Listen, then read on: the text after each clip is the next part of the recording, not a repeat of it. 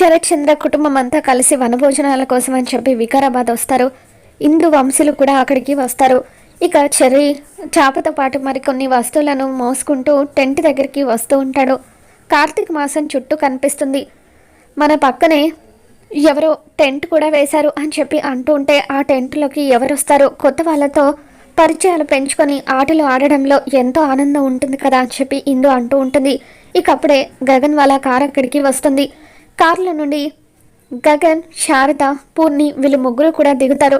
ఇక గగన్ని చూడగానే శరత్చంద్ర కోపంతో రగిలిపోతూ ఉంటాడు. అపూర్వ షాక్తో ఇదేంటి పిన్ని వీడిక్కడికి వచ్చాడేంటి అని చెప్పి గోరింటాక్ సుజాతతో అంటూ ఉంటుంది. ఇక నక్షత్ర గగన్ తన కోసమే వచ్చాడనుకొని ఎంతగానో ఆనందపడిపోతూ ఉంటుంది.